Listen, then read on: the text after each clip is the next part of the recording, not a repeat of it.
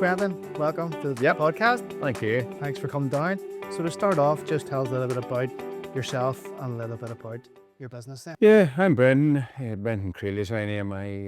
I come originally from a small farm outside Portadown, County Armagh. So I studied civil engineering in what was known as Jordanstown then. So from there I went to England. I worked for a contractor. We built motorways, length and breadth of England. So my construction background.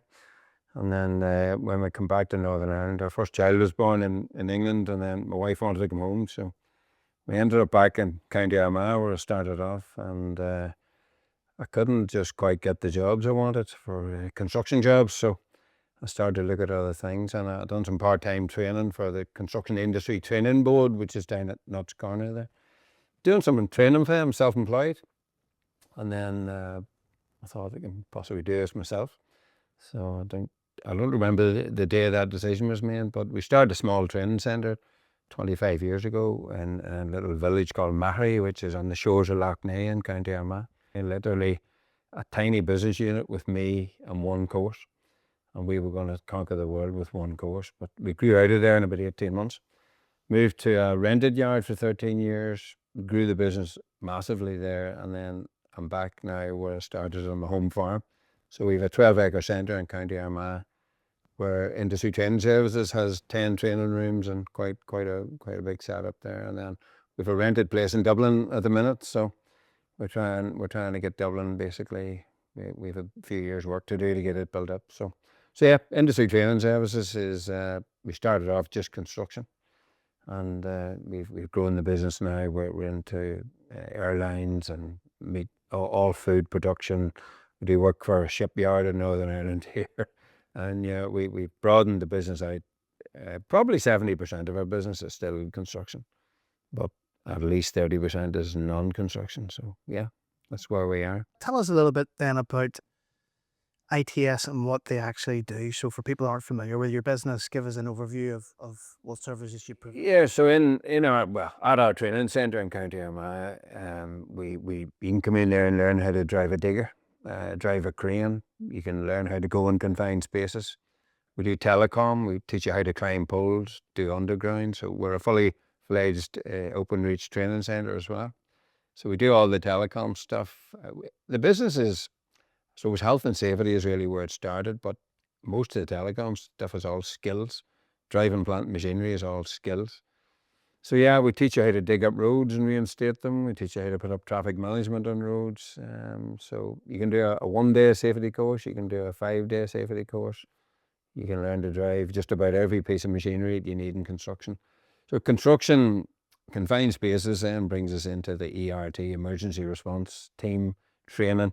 We're currently doing work for a large pharmaceutical company in Northern Ireland.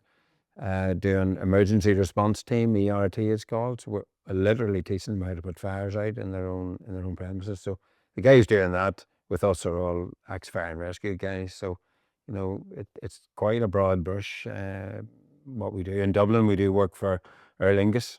For example, going in when they're doing maintenance on the planes, they have to go in the wing, physically inside the wing as the fuel tank. So we train them how to do that safely, confined spaces, how to rescue their own people out of those confined spaces. So that's quite specialist rescue training from an airplane wing. So that all started from training from construction 25 years ago. So diversified quite a bit. So the business, it's all that type of training. Take us back then, 25 years ago. What was it like? My father died when I was 10 years old, and the farm was quite small, and really I sort of found my own way. Not found my own way, obviously got my mum there, but when I was going to school, I was working on local farms, and I was growing my own vegetables at 14, so I had a small horticultural business. I grew lettuce and all sorts of vegetables. So that was all like from 14 to 17. Working on local farms, going to school, doing loads of things. And then I probably had that. I mean, first of all, I got the work ethic there, obviously, which is a great, you have to have for every walk of life, but for work at least. So yeah, learned a wee bit there about business, I suppose, and then started ITS, literally me, and we done a course called Streetworks, which is digging up and reinstating roads. So I got a few. I think my first year I turned over 40 grand. So I just about paid the premises and the diesel, and we have a business now which is massively bigger. But I took on one employee, I took on two employees, and look, now we have 19 of our own full time, and then we've got 25 associate instructors, or basically self-employed instructors, who specialize in different things. So yeah, we have quite a big team now, but it started, to be honest, we just worked that hard for the last 25 years, and you just get on with it. You don't ever stop to think, what are we doing here? Maybe I should. Maybe you should more often, but we just get stuck in. The opportunities were there. People asked us, can you do this type of training? Yeah. And we figure out, what we need to do to gear up. So we do a lot of bespoke stuff for clients. We have a 12-acre centre, and it leaves us that, when I say bespoke, I mean practical stuff. So we do a lot of practical stuff that's bespoke for clients. So gives us a bit of a niche market there in what we do. Some of the stuff we do.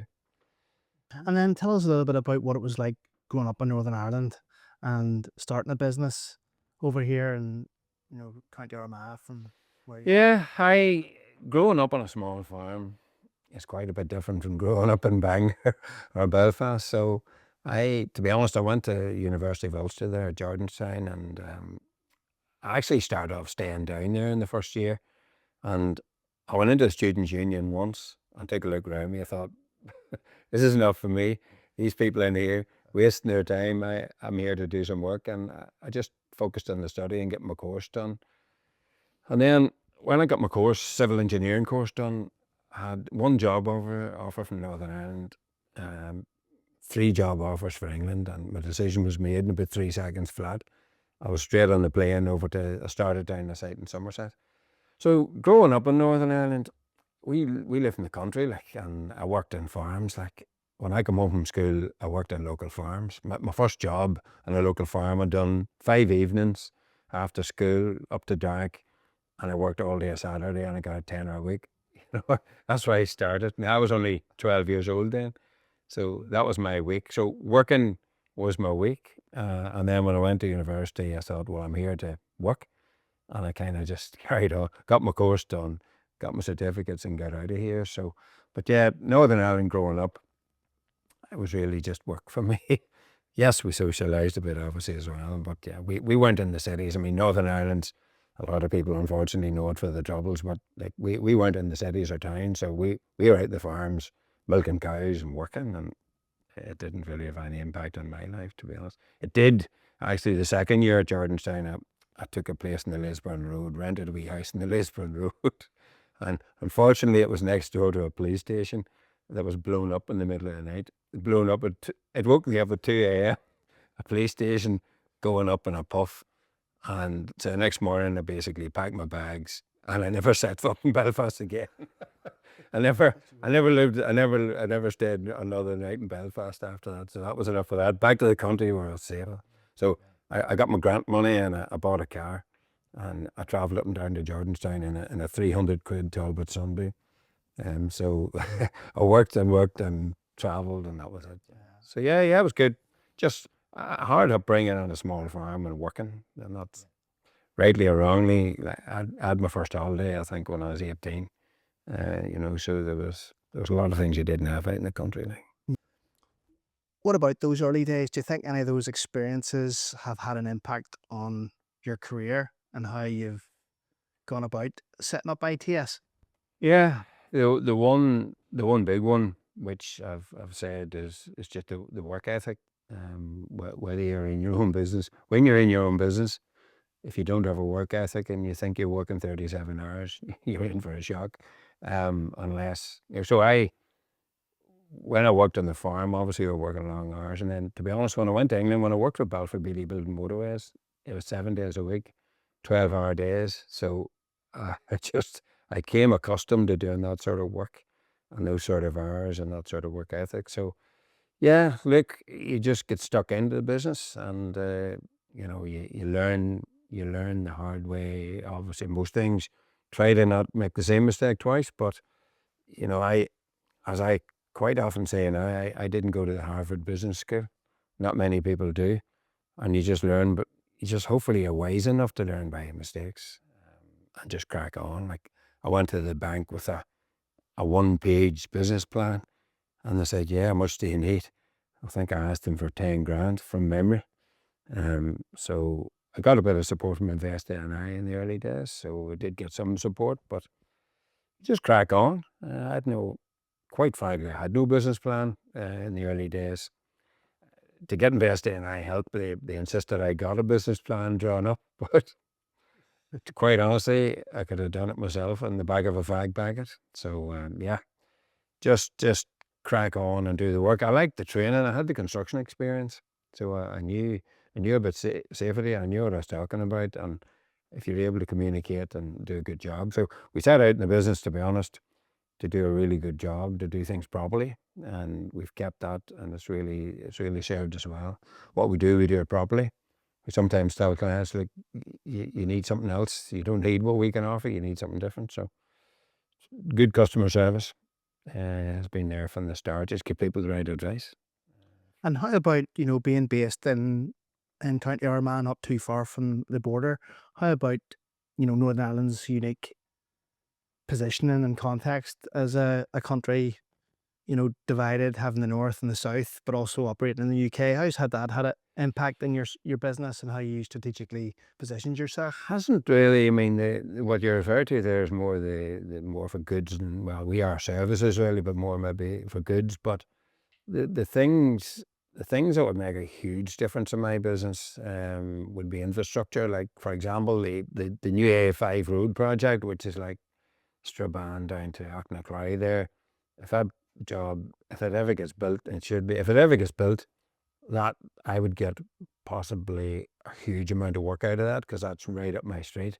The West Link in Belfast, the junction there, that's never been built. So all these jobs, all these infrastructure projects in Northern Ireland, I'm referring to, would have a big impact in our business. So Dublin, we'd been doing bits and pieces down the country, as I call it, or Dublin, for quite a few years. Like, it's not new, but we took the jump last September to take a premises in North Dublin there, and it's absolutely humongous rental. So we've got a warehouse, 2 offices, and I've turned them into 2 training rooms. So I've got a warehouse and 2 training rooms versus Portadown, where I've got 12 acres and 10 training rooms. So it's quite a bit different. But yeah, a lot of people, particularly in South Armagh, work in Dublin, work in Northern Ireland. So there's a lot of cross-border. So we look in our yard this week, just gone. I just noted one particular one. There was 6 vehicles from Dublin direction in our yard doing courses. So it's not like it's exclusive to Northern Ireland, exclusive to the Republic. There's a lot of stuff cross-border. So yeah, but no, the biggest thing that would help my business would be investment in infrastructure in Northern Ireland, and that would have a huge impact in our business for the positive, if it would happen. Okay. What are some of the things that you appreciate most about living and working in Northern Ireland? Living and working in Northern Ireland, well, I built my house 25 years ago on my own farm, albeit just a small farm, but I built the house there with a lovely house sitting on 2 acres. We live out in the countryside. Portadown's like 10 minutes away. The motorway is less than 5 minutes from my house. So I can come on there. If I'm heading west, there's no traffic. If you're heading east, Belfast, I think Belfast is the most congested city in Europe, if I'm right in saying. I literally come down here this morning, and it took me an hour and a half to get from Portadown to here, and it's only like 45 miles. So to me, that's congestion. So yeah, we live out in the country. It's nice, obviously, more so when the weather's good. And it's all good. We've got everything we want. We've luckily got a train station in Portadown. So if we want a night out in Belfast, we can jump on the train, head down to the city, get the train home. So, we've got Dublin Airport's an hour and a quarter for me. Belfast City Airport is at least 45 minutes, 50 minutes, an hour from me.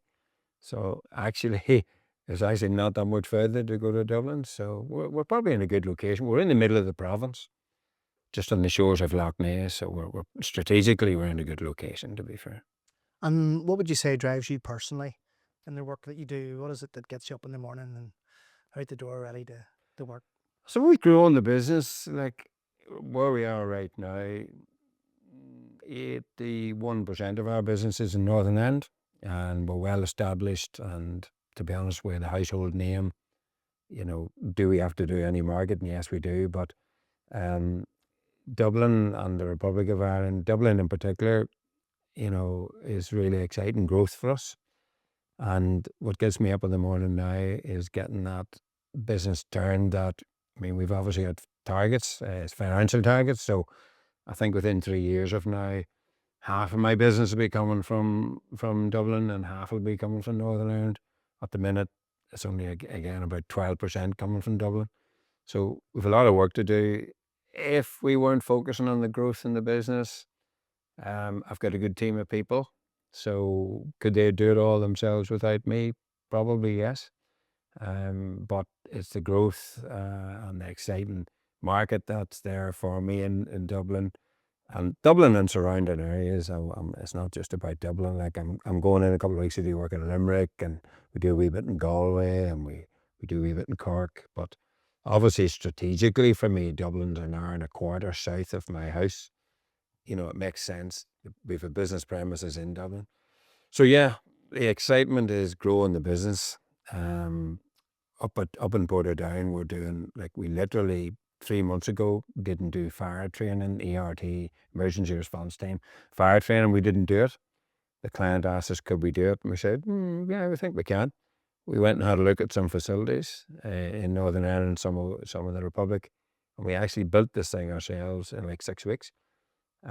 That excites me because we bring over our own diggers, our own machines, we dig holes, we build things, and we done our first live fire training course there 10 days ago. So that sort of stuff I love getting stuck into. We've got our own machinery, we can build things. So I've about 6 acres of my site sitting in basically grass at the minute. So if you come to me and say, Brendon, could we build a railway? Guess what? We actually have got 4 panels of track there sitting for a year, and we're actually planning to build a railway. We want to get into rail training, and we're talking to TransLink at the minute. We're doing some work for Irish Rail at the minute. We have been all this year. So we plan to build a physical railway track at our centre with all the infrastructure for the rail. So that's the sort of stuff that excites me. Growth of the business. So when, if ever, the business gets to a point where we're not growing, then I'll have to drag myself out of bed. But I don't think that's going to happen anytime soon. So as the go-to service training provider in Northern Ireland or perhaps in the country, how has your unique approach helped you get here? Like, what is it that you do differently than other providers that have got you in this The position? unique approach is customer service. Not customer service isn't a unique approach, but we have a 12-acre site which is really tidy, and we have always done things really well. Everything's spick and span, vehicles are washed, everything's tidy. Our training centre, look, if you come into our training centre, you think, why? What's really nice to hear, people come to our training centre from all over the UK, like the likes of Openreach came in last year and they said, Brendon, there's nowhere in the UK I've got a place like this. And I think, why?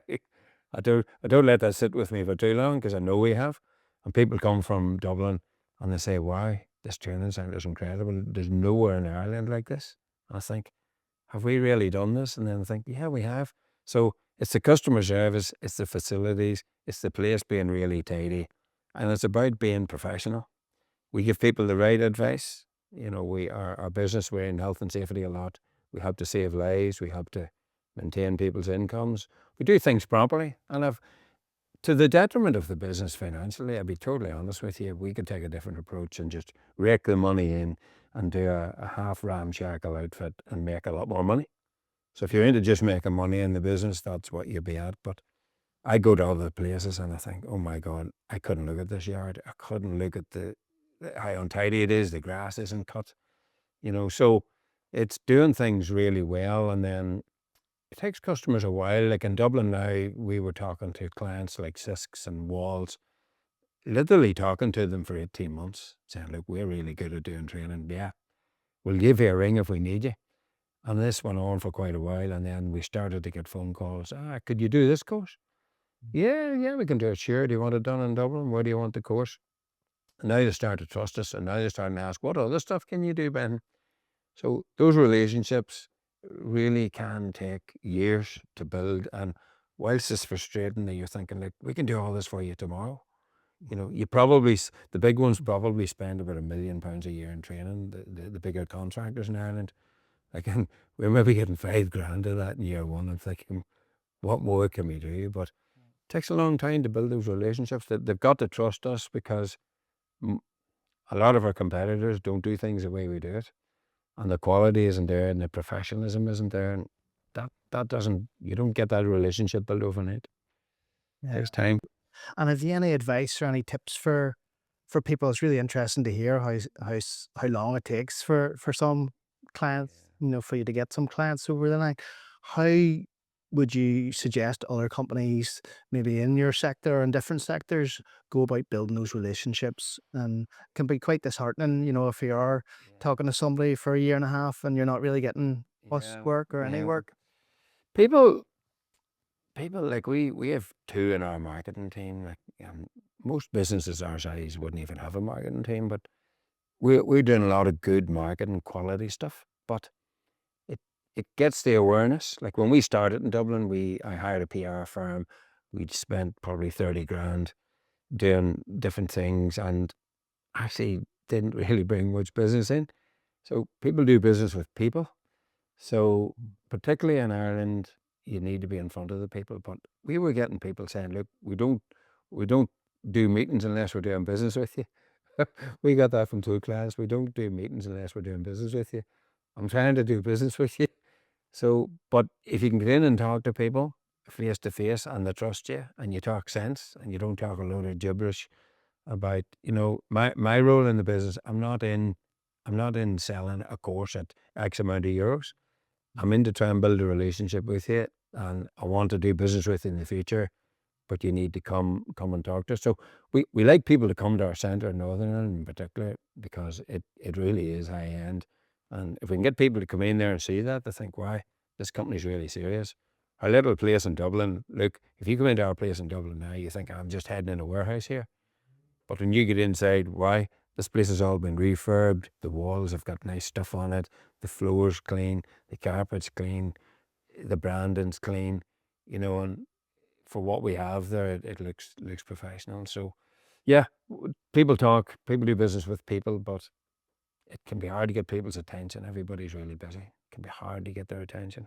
So, yeah, talking. Talking, building those relationships and talking. Yeah, go. Keep. You might meet them half a dozen times. We're going to business events in Dublin this 4 or 5 years. And it might be the fifth time I meet somebody where they really want to talk to me and engage with me.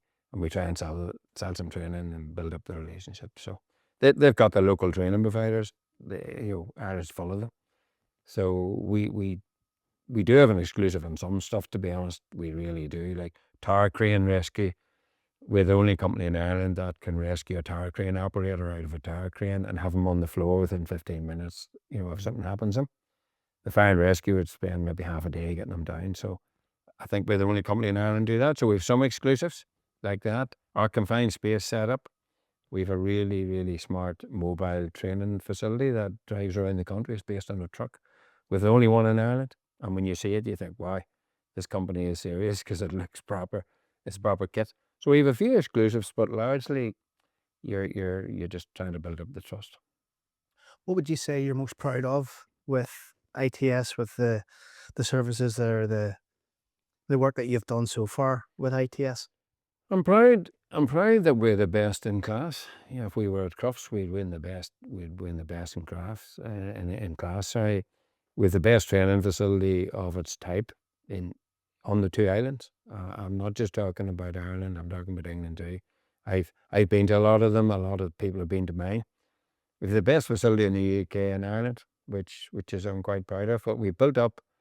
We're we're celebrating our 25th year anniversary this Friday at a breakfast event in Armagh. And I have customers coming there that we have had for 25 years, and they trust us. Now, one of them in particular is one of the UK's largest construction companies, and they have a piece in Northern Ireland, and I have clients that are coming, that they can stand up and say, look, Brendon, you really done a good job. We're continuing to do business with you. So you're very proud of building that up. You know, that didn't happen on its own. And at the beginning, it was only me, but the trick is to employ good people that are better than me. And I've got a load of them in my business, loads of them. But my role a bit different in the business, and I'm still doing some training, but not much. But it was all built up with relationships and doing a good job. What would you say have been some of the biggest setbacks or lessons that you've learned along the way? Lessons. The 2000, we started in 2000. Everything was going really well until 2008, 2009, the downturn. I'll never forget the Bank of Ireland looking at my hire purchase listing and saying, I wouldn't want to have that, Brendon, the amount of stuff you're paying for every month. I remember being in the Bank of Ireland in Belfast where there was me and 8 of them, and they were basically telling me, you have no chance of coming out of this, Brendon. My business in the recession, sorry, just halved overnight. Literally overnight, halved. And then we're trying to trade out. We actually made a loss one of the years, and we're trying to trade out. And the bank people, senior people in the bank, telling me, Brendon, you have no chance. Like you're not gonna get through this. And I said, no, I will get through this. So I brought my accountant the next time, the meeting, armed with a whole pile of paper that he had put together, and we convinced them to continue to back us, and we traded out of that. That's the recession, and what we got out of that was a business that was twice as good. We insist majority of our clients pay up front now, get the money up front where we can. You can get credit terms in 3 months if you wish, but and some businesses don't like us saying that to them. Like we need to pay our bills, so getting the money up front as far as we can, and then not allowing people to be fleecing us, not paying us. And so yeah, the recession taught us a lot about running a proper business and getting our debtor days down and getting the money in, and just running a more efficient business, to be honest. You just the money is at the end of the day, it's about the cash. If the business hasn't got cash, you're in trouble. So yeah, the COVID episode, then we were closed for 8 weeks only. Most of our competitors were closed for like 3, 4, or 5 months. But what I done there, I actually got some money, and we started in and we refurbed the whole place.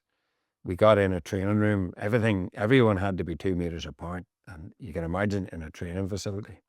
So what I done, I procured and got in a large prefab building where I could put 20 people, 20 candidates in it, 2 meters apart. We scrapped all our desks, got wee single tables. That building's there to this day, sitting with 20 people in it max on that course, 2 meters apart. We've stuck with that. All our training rooms are all single desks now. So when the COVID shutdown came, we just got stuck in and refurbed the whole place. Got that new training room in, so we just cracked on. But luckily, to be honest, we were sitting on a Friday evening in the COVID thing, and Monday morning, I worked out quickly. I had enough money to pay the wages for 2 months. I had enough cash in the bank for 2 months. And if government hadn't have stepped in with the money to pay 80% of the wages, we were snookered. To be honest, I had a list made up of the people I absolutely needed to absolutely keep the business alive, and I had to keep them and pay them out of my own pocket. And then I was unfortunately going to have to tell the rest that, like, I'm really sorry, but it's out of my hands. But luckily the government stepped in with the scheme, of which I can't remember the name, thankfully, but it paid 80% of the wages. But there was so much HR stuff to try and get that all done. So look, we brought our staff back one at a time. Our clients, luckily, construction was one of the essential things that had to keep going. And our customers were knocking our door. When can we get training? Where can we get training? And we weren't allowed to do anything. When we got this new training room, We were trained out in a big shed for a while, in the middle of a big shed with space heaters. But yeah, the COVID wasn't nearly as bad as the recession back in 07, 08. But we learned a lot with both about running a more efficient business and watching the money and getting the money in and keeping your bills paid and keeping your VAT paid and, so much basic stuff. But you get to a point in the business where you really need the financial advice. Our business now, we've two in the finance team. One of them's a chartered accountant with 15 years experience, and that brings a lot to the business. So yeah, as the business gets bigger and the turnover gets bigger, the numbers get bigger and the risk gets bigger. So yeah, watching the numbers, because you're caught up in the day-to-day, building the business, the excitement of building things, growing things. And sometimes when you look at the numbers, you think, oh my God, what are we doing here? So I wouldn't be good at looking at the numbers. I thought, look, it'll work. It'll work. I'm a great believer. My glass is always half full, 3/4 full, to be honest. And I'm a great believer, build it and they'll come. And that's essentially what we've done at Portadown, and we're starting to do in Dublin. But the accountants would tell you, Brendon, it takes money to build this, and where's the money coming from? That side I had to be taught. That didn't come naturally. Yeah. And tell us a little bit about that, your glass being 3/4 full, your mindset. How do you keep a strong mindset during those tough times and when the banks are telling you you're not going to survive? And Yeah, yes, yeah. These I can still remember the name of some of these bank people in Belfast. I'll not name them today, but I could tell you sitting around there, I thought, I've had a hard life growing up on a small farm. You're a ex bank person, and I think I have enough of life experience to do what I say I'm going to do. But look, you just muck in, and I personally, I try to look after myself the best I can. You need your health. So if you haven't got your health, you're buggered. Why is my glass 3/4 full? Because Northern Ireland, the place that we live, is approximately 60 years behind the rest of the UK. Well, certainly richer parts of the UK. 50 years behind the Republic of Ireland. We had 30 years of the Troubles where nothing was done except try to rebuild the Europa Hotel and other places, much bigger places. And nothing was done. There was no investment. And then, well, we've had 30 years almost since of a local government which effectively has stood still, and there's been no investment. And that's where I equate to as being 60 years behind. 30 years of Troubles, plus the current government, we've effectively done nothing. There's no infrastructure worth talking about. The railways, they're improving. The roads aren't improving. I'm not talking about potholes. I'm talking about building dual carriageways, putting 3 lanes, and the M1 should be 3 lanes from Belfast to Myra at least. You're stuck behind a lorry there. People are getting frustrated. Then there's accidents. So the road infrastructure isn't there. The railway infrastructure isn't there. The airport infrastructure is slowly getting there, but you can't get it. You come out of Belfast International. How do we get to Belfast? Oh, the taxis have all gone. The buses have stopped. Just sleep in the hotel across the way. So the glass is 3/4 full because Northern Ireland has the people, the education, and the potential to be another Dublin, outstrip. Why can't we grow like we have? So I'm quite excited about what Northern Ireland can do. As the years go on, it's maybe going to be for the next generation that's going to see the benefit from that. So please God, we can get a decent government in Northern Ireland that can wake up to Northern Ireland and what the potential is. Dublin and the stuff, and the amount, if I just look at construction in Dublin alone, we should be absolutely flying down there because there's so much work going on. And that's before we start to look at local authorities and look at all these other industries. So there's just so much, we can do. Our business right now could grow massively. I referred earlier to infrastructure projects. They would all throw a lot of work into us. So yeah, it saddens me a bit to see Northern Ireland sitting in the doldrums nearly 30 years after we had a peace agreement, and we're literally, with respect, going lower. It saddens me, and I just wish that would change, because not just for my business, but for the next generation. I wish that would change. So yeah, my glass will remain 3/4 full until somebody tells me otherwise.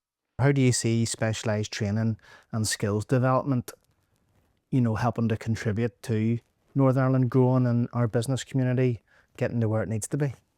Well, I'll give you a small example. We do at our centre we do novice digger courses. Now you might think, what's that about? So you can come into our centre, a complete novice, and learn how to drive a digger. So 10 days later, you've got your what I call your R plate. So you've done 2 intensive weeks of training on the tools, on the machine, and you've got your R plate. Then you need to go out and get experience to become a more competent person. But from the back of that training, I love going down to talk to the young people that are doing that. A few weeks ago, a girl completed that training. She left our centre on Friday evening and she was on a flight to Australia on the Sunday, 2 days after. She says, I've got a job in the mines. I just needed this ticket. Like, that doesn't help Northern Ireland, obviously. But people can come and do that course, for example. If we had the infrastructure built in Northern Ireland, trust me, we need another probably 600 or 700 digger drivers tomorrow if that infrastructure ever gets built. So there's an example of how we can get young people and older people into jobs. So driving a digger is only one aspect. Getting people trained, we do telecom training. So if you want to go in the polls in Northern Ireland or England or Scotland or anywhere, we're the only centre in Ireland that can do that open reach training. So you can come in, you can work anywhere in the world, come into us, and probably after about a week, max 2 weeks training, we'll have you ready to go and start a new career in the telecoms industry in Northern Ireland or England or Scotland or Wales. So there's what I call skills training. So you need that to get people into work. Well, the type of work that we train for. And are there any sort of specific technical or vocational skills that are in demand at the minute in Northern Ireland? Still construction. You may be surprised with the minimal amount of work we have going on. Really, Northern Ireland last year built 5,000 homes, which is the lowest in 60 years. Dublin's aiming to build 50, 60,000 a year. I think about 30, 40,000 last year. So construction is massively short of every trade. I could list them here. I've spoke about digger driver, that's one. But bricklayers, joiners, plumbers, there's such a massive shortage. Young people aren't coming into construction. They think it's awful. It's not for them, but it's actually not awful. And there's some really, really high paid jobs in construction at the minute. The wages are really, Northern Ireland's a wee bit depressed on the wages, but I have a nephew in Dublin getting €2,000 a week as a joiner. You know, he works 4.5 days. So what's not to like about that? So yeah, massive skill shortage in construction for the whole island, and that's before you start to look around the rest of the world. So for businesses that are facing these issues, how can ITS help them? Well, they need encouragement. Typically in the construction sector, they'll do the minimum training they have to do to get people on a site and keep them safe. So they tend to focus on safety training. What we're probably lacking in is funding stroke backing to train. So if an employer wants to take on the digger drive that I talk about, that needs 2 weeks training, they have to pay us for 2 weeks training.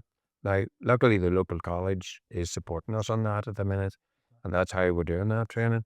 Then the people leave us, and then they're going looking for jobs. But you need funding to train, but you need proper funding to train. So if you're going to train a digger driver from scratch, you're probably going to spend a few thousand on him or her. You need funding to train people properly. A joiner, a plumber, an electrician, it takes tens of thousands to train them. Employers don't want to take them on because they're not really producing a lot at the start. And then they're going to the college one day a week. And then when they get trained up, then they're going to leave them and go and work somewhere else. And there's that mentality. But we need government really to get behind putting money on the table to train people properly so that the employer can say, right, there's the people that are trained. There's the people that are just need a year or two then to get them more competent that we can take them on. So it needs funding. Construction industry itself doesn't really train, doesn't really put the money into skills training. Uh, there's just this fear of people leaving and moving on. But if we're going to think like that, we're never going to train anybody. So young people and older people aren't finding construction as their go-to. Plus, if you come into construction and build a road in Northern Ireland, when it's finished, there might be no roads to build for the next 10 years. So there's no continuity of work. If we could say we're going to build the A5, then we're going to do a bypass in Cookstown, Dungannon, Armagh, we're going to build the West Link in Belfast, the York Road junction there is absolutely atrocious. If we were going to do all those jobs, guess what? There's 20 years of work there. So you could train up as a digger driver and there's 20 years of work ahead of you. You get stuck into it. You don't have to go to Dublin. You don't have to go to England. You don't have to go to Australia. So construction suffers from that continuity of projects. A one-man band will always get work, but a company that's, I need to invest in 10 new people here. Where's the work going to be when that first job's finished? So Northern Ireland is just so far behind on infrastructure. There's just so much to do, but they're skint. Yeah. Can you think of an example of how you've been able to help a business here in Northern Ireland, like a case study or, Yeah, s- yeah. We have a client in Belfast here, who was doing work on the telecom networks before. Now we've been doing training for them for 20 years, so they know us. But I'd been telling them for a couple of years, like I'm trying to get into this telecom training, and they said, "Ben, at the minute we're having to send our men all over the UK to get this training, and it's costing us a fortune. Can you help?" And they supported us, and we got the training centre up and running for telecom, and now they're able to take on extra work in Northern Ireland on the telecom because we could do the training locally, costing them so much less because they're not travelling all over the UK. So we actually set that telecom training centre up from scratch, and they were actually our first client. And so we've been able to give them skills training in Northern Ireland that they can use locally, to work in Northern Ireland. okay. And then tell us a little bit about the work that you're doing in Dublin at the minute with Aer Lingus. You were saying you're doing some work. Aer Lingus, we're doing confined space training and confined space rescue training. So guys going in to airplane wings to do maintenance, very specialised training this. Uh, they got me down to look at confined space training, and I had a look at what they're doing. I said, look, I can do a confined space training, that's fairly straightforward, but how are you getting your employees out of that wing if they take ill or something happens? And then that developed into a totally bespoke course. I'd say we're the only training centre anywhere that's done this. We developed totally bespoke course for training their people to get their own people out of the wing of an airplane if something goes wrong. So my people that work with me and do this are ex-fire and rescue people. So we actually could have saved them a fortune because Dublin Fire Brigade said, if somebody gets stuck on that wing, we're going to get cutting gear, we're going to cut the wing off the airplane. And that's not viable with an airplane. So we possibly saved. So yeah, that was totally bespoke. And we love that sort of stuff. And we got great feedback from one company. And then that led to getting work from Aer Lingus for the same work. There's more airlines in Dublin. Megala O'Leary and I need to have a chat. There's more airlines. So yeah, Dublin, we're doing IPAF, which is the scissor lift, boom lift, mutes, as people call them. We're doing quite a bit of that. Doing quite a bit of classroom health and safety. We're out doing traffic management training. But there's just so much we could do. Dublin City Council alone, I think, employs more people than all the councils in Northern Ireland put together. If I can get in there and get work in there, which will lead, and it'll not be an overnight success, but I'll get one course that'll lead to something else and something else. So yeah, Dublin's quite exciting. I have a 3-year lease on the property there, and I've vowed that I'm going to buy my own place before that lease is up. Now, it's not going to be 12 acres with 10 training rooms overnight. We don't want to bankrupt the company in one month, but we're gonna buy something there, and we're gonna build something exciting there for the future. Because okay, we're obviously going to model it on Northern Ireland, but yeah, the market's there. How do you keep up to date with like the training that's required? Like, how do you think, oh, we'll go in the aircrafts, or like how? No, that was totally a request from a client. I mean, confined space training, we do for all sorts of industries, like construction was the first, but we do it right across the board, food production, pharmaceuticals. But that Aer Lingus there, sorry, it was Dublin, a company called Dublin Aerospace we done the first one for. They asked us to do confined space training. Yep, let's go and have a look. We brought our mobile truck, we done that.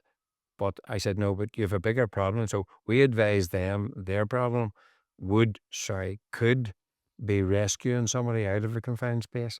People don't realize the dangers. So they realized, oh, right enough, what would happen if somebody did get stuck in there? So that was a request from a client. But now we obviously realize, hang on, there's more than one airline in Dublin Airport doing maintenance of aircraft. So that really just led to, bespoke. We call it bespoke, and we love that sort of stuff. If it's within our skill sets, like we do get asked for stuff, and we say, no, we just don't have the skill sets for that. But we've the skill sets for a lot of stuff. So it's more about people coming to you because you're well known and they have specific requests, rather than you thinking, Yeah. oh, why don't we do this training or that? No, if you had asked me 20 years ago, Brendon, would you ever see yourself in the aerospace industry doing rescuing people from airplane wings? I'd laugh. Why would we ever be doing work like that? But then, hang on, we're doing it now. We've done about 10 courses there in the last 12 months. Yeah. Brilliant. So you're leading on to BITA. Tell us a little bit about how you got involved with BITA and what prompted you to join with ITS then. Yeah, BITA for me, Dublin. I joined the chapter in Dublin, and I went along to a few meetings there. You know too much about what it was or how it worked. It actually took me quite a few meetings to realise what it was all about. But one particular meeting there on railways there last year, and I thought, this is right up my street. Now we got the CEO of Air Road Air telling us that he's going to spend, I think it was 15 billion in the next 10 years. I thought, why? Because we're actually trying to get into rail training. And so, yeah, and now there's events. There's evening events in Dublin now. And then I realised BITA's actually in Belfast as well. So I rocked up to some of the meetings in Belfast, which I think are really only just getting going. So yeah, I go to the meetings I can go to. You meet people.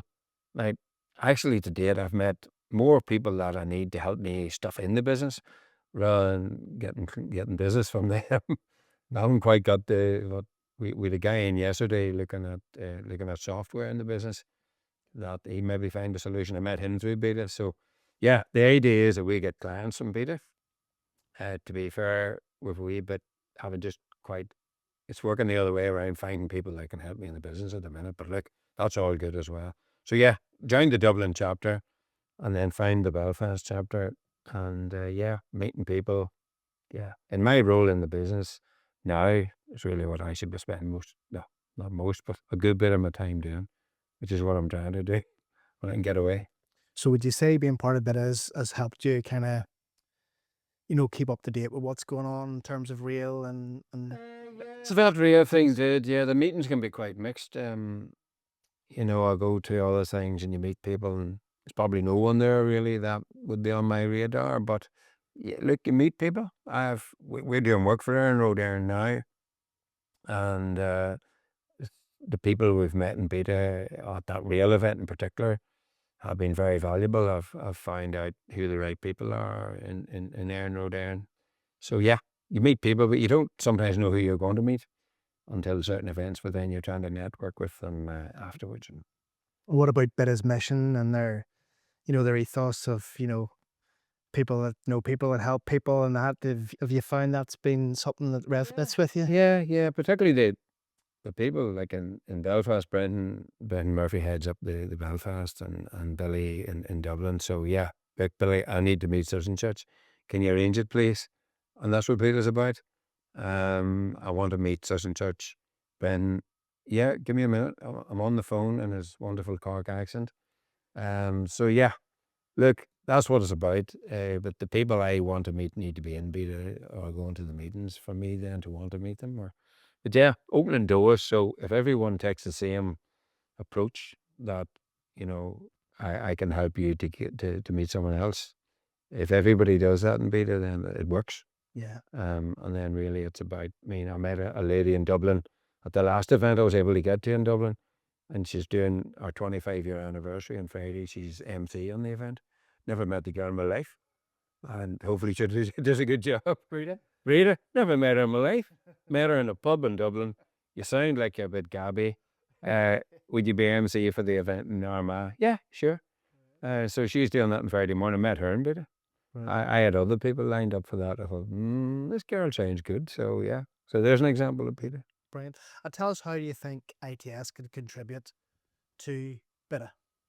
ITS can contribute to BITA. Well, we do some wonderful work in the business, and I'm meeting people now in BITA that are construction people, and regardless of where they're doing their training, I know we can do a better job, and so we can help them.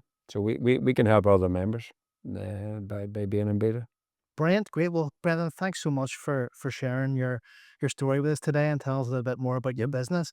How can people find out about you, or where's the best place to go online and look? Industry Training Services, I know it as ITS for short, but Industry Training Services, we're on the web. We've got a website. Well, we're just getting a new one built, but we're on the web. You go on there and you get a flavour. You get a flavour of what we do, and you can contact us, and we like to chat to people and see what they want, rather than just jumping in and trying to sell stuff. So we do a better customer service that way.